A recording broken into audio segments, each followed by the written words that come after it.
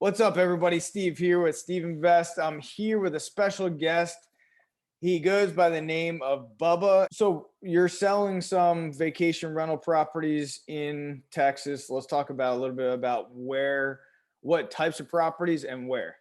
Yeah, so here in North Texas, at Lake Texoma to be specific, it's always been kind of a vacation area. I've been in the area since 1977. Matter of fact, my parents lived in the Metroplex, and we had a lake house on Lake Texoma, so that's kind of how we ended up there Nice. in 1977. So, it's basically, I hear the same story over and over and over again. People just get tired of the hustle and bustle of the city life and the traffic and want to be somewhere, where they can kind of relax and take a break. And once you visit these vacation areas, like, I visit Florida a lot, and every time I go there, I say, man, I just want to move here. Yeah. So they do the same thing up there at the Lake Texoma. The town that I'm in is Pottsboro, Texas. If you look it up, it's, the city limit, the population is just over 2,000 people. But outside the city limits is where most people live. And so vacation rentals there are huge. And especially since everything happened last year, everybody was getting away, couldn't go on vacations, abroad or anything like that. So they were looking for something more local. So, the Metroplex were about an hour and a half away from the Dallas Metroplex area. So more people were flooding up there. So once more people came, then they realized, hey, this could be an area and it's not a bad drive back to my work in Dallas.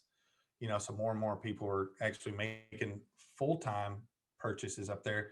But those vacation rentals, man, they have, as you and I were talking earlier, I've got a list of clients right here that are still searching for VRBO, something to VRBO. And so it's constant. Most of my clients right now, that's what they're looking for.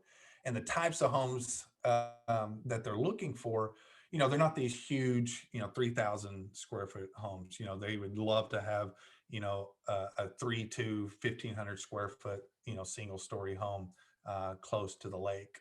And one thing that I try to provide for my clients is picking those hot spot areas, close to marinas, close to restaurants or golfing. So when someone does come there to stay, they're not just staying in the house. They have access to the lake or to boat rentals or golfing, restaurants, and things like that.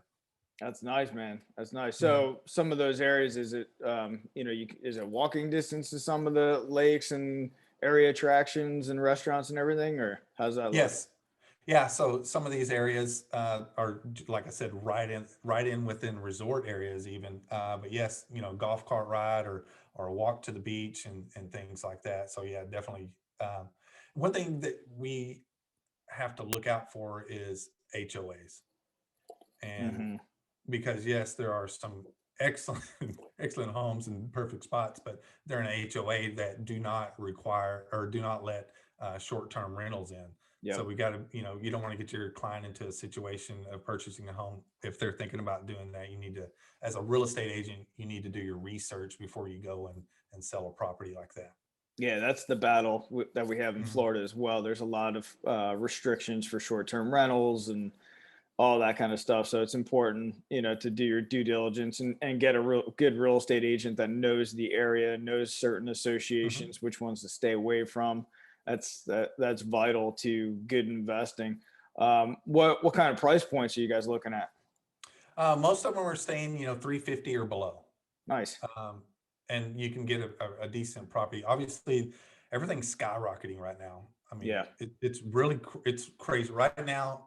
When we're looking at homes, we're doing CMAs, and we're looking at these prices. And you and I both look at these prices. Sometimes we go, "What the hell are these people thinking?" Pricing that, Yeah. and the next thing you know, it goes under contract and it Yeah. sells for list price or above. And then, so right now, we're just throwing up our hands as far as these market values because, before in this one community, I could almost guarantee it. All the homes were selling for $135 a square foot now, and that was a year or two ago, right? So now those same kind of homes are selling for 165, 177, 199 a square foot. So it's pretty amazing. That's a significant jump.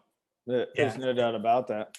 Yeah. And so you just, as for me as a real estate, we have to really do our due diligence and make sure, because you don't want to, it's tough to buy high. It really is. So you have to make sure you're buying the right house, and these investors can get their return out of it. So that's a great point. And our real estate agents in our office, they come to me with this kind of question as well. And I want to ask you that question. And I have my own kind of response to investors as well Mhm. as just a traditional buyer. Well, what do you say to the person that's like, I feel the market's really high. Should I buy right now? Or should Yeah, I or should I wait? yeah, and we always get that. I have one right now. Should I buy, or should I Yeah. wait? And and that's always a question. Okay, so 5 years ago, when everything was doing this kind of the same thing, should I buy or should I wait? Well, you should have bought, right? Right.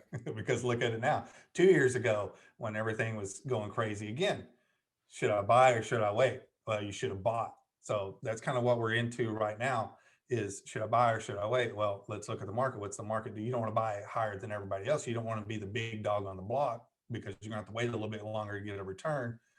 But from what I see in state of Texas right now, and you probably read, is all these companies coming here. Yep. So what does that do? That's bringing more and more people here. So what I'm seeing, more and more people that are coming from out of state are moving into these metroplex areas. So the Yep. people that are living in those metroplex areas are getting away. They're going, hey, I don't want this. I'm going to go back out. So that's kind of what's driving the prices up. But I see it still going to be climbing for a little while, because it's not just a spur of the moment. Everybody moved here at once. It's going to, it's gradually keeps going and going and going. So that's kind of my response. What do you tell your clients or go over with? It's comparable. I mean, the demand is there. Obviously, Texas as well as Florida. Mhm. Florida has literally been renamed the Free State. Ron DeSantis has crushed it in terms of keeping everybody safe with the pandemic and everything Yeah. else, and keeping things open, and allowing businesses to not just survive but now thrive. And Mhm. you know people are recognizing that, and people are coming to Florida. So when you have a big surplus of people coming to any area or state, it's going to drive prices up because the Mhm. demand's up. So what I just ask questions with a lot of people. What's your intention on what you're going to do with the property, and then is there an exit strategy? Are you trying to sell in 2 years or 4 years? Exactly. If you're trying to sell in a couple years, then it might not make sense. Mhm. I don't know what the market's going to do, but if you're like, prime example, my brother, he just bought a beach property up in Santa Rosa Beach in the Panhandle, and he was asking me, he's like, the market's high, should I buy? And I was like, well, what's the plan? What are you going to do with it? And right now, he's using it, and he has in the vacation rental program. And I just asked him the series of questions. Are you going to sell it in 5 years, 10 years? And he thinks he's going to hold it on long term, which is fantastic. So that kind of checks that box. Yeah. And then the second thing is, what level of happiness are you going to get from the property? And then the third thing is, if you're taking debt, make sure you take a good 30-year fixed, good rate loan on the property, because, Mhm. if shit hits the fan, then you can rent it out, or Yeah. you're not going to be forced to do a refinance, or sell the property. So it's kind of those three boxes that I kind of go through with people. And a big thing is, with what we're talking about vacation rental properties, is, we get investors that come here, and some of the investments don't make sense. They don't, based on what you're going to buy it for. I'm like, you'll lose money every month on it. I go, Mhm. but are you and your family going to be using it? And they say yes. And they talk about how often, and then what value can you put on that, in terms of the family getting together and using these properties and enjoying it and getting the Yeah. hell out of certain states, getting the hell out of certain cities. So I think it's a combination of those things. And obviously, nobody wants to buy at the top of the market, but in some cases, it makes sense. It does. Like I said, like we're both talking about, if you can get that return, if it all makes sense, and then, it's definitely a good thing to do. And one thing I look at is, hey, I've got some CPAs that are doing this as well. So, Yeah. if they're doing it, there's probably something to make sense of there. Yeah, yeah, no And the doubt about rates, it. you touched on the rates. Second home rates right now are ridiculous. I mean, they're so low right now. That's probably another reason why, it makes sense to use someone else's money to buy these second homes. Yeah, you're absolutely right. And you know, I even the government's telling us that they're pushing inflation, Hmm. and the amount of money that they're printing. We're going to see inflation, and if you guys are in a really good debt position and you're renting it out, it's essentially going to be free money because Yep. of the rate that you're taking it at in today's market. So Yeah. that, and obviously that's another driving force for demand, is everybody's just getting these cheap I know it's artificial crazy. loans, you know. Yeah, it's crazy. I, Nuts. I think down the road the banks are going to be begging for people to sell their properties. Yeah, And so they can get out of it and get something new with a higher rate or something. yeah, exactly. And that's another thing that I've considered too, is there might be a lot of people that will not sell in the future because they have a locked in really good rate. And then if they Mhm. try to move up as a buyer or move down, they're looking at the new rates that if they sold the property and got a new rate or a new mortgage 3 years from now, they're going to be like, none of that makes sense. Yeah, they're like, where's my 2.4 interest rate? Where'd that Yeah, go? exactly. Now it's 9% or double Yeah, digit. yeah. Who Yeah. knows? In in your market out there with the vacation rental properties, how are certain properties standing out from other properties? Like, walk us through like a particular vacation rental property and what people are doing to kind of differentiate themselves from the competition for renting them out. So where I'm at the lake, so most clients or most um, people looking to stay in the area, they want something that's a cabin lake feel. I hear this all the time. I want to feel like I'm at the lake. I don't want to feel like I'm in a suburb. Yep.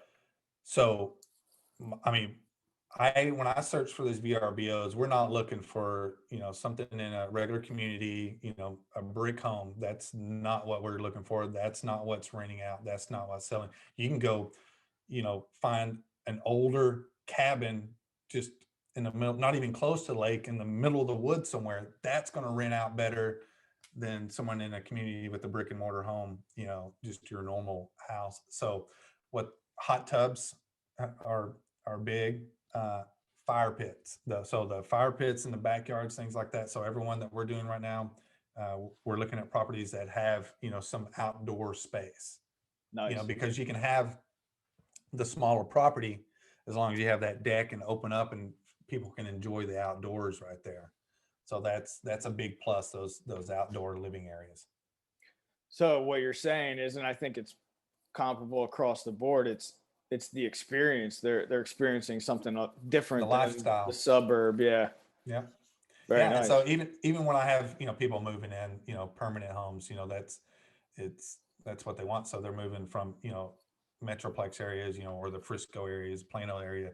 They don't want that anymore. They want the lake home. They want to feel like they're at the lake. They want that rustic, rugged feel. I mean, they want nice product, but they still want that lake feel. They might have a level of frustration due to the lack of inventory.